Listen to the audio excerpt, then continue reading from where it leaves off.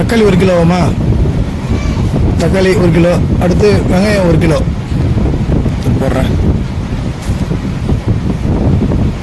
வெங்காயம் 1 கிலோ போட்டாச்சுமா.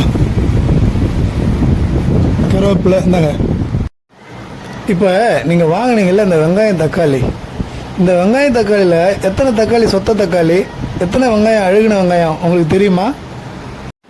காரணம் நீங்கள் செலக்ட் பண்ணல, அவரே செலக்ட் பண்ணி போட்டார். அப்படி தானே?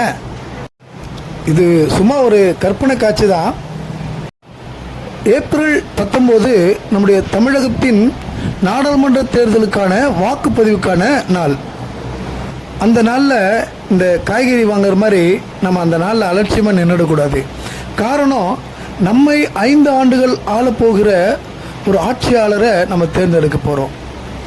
இப்படி வெறுமனமே நிற்காம நம்ம செலக்ட் பண்ணி நம்மை ஆளுகிறவர்களை நாம் அன்னைக்கு வாக்குப்பதிவின் மூலமாக தேர்ந்தெடுக்க போகிறோம்.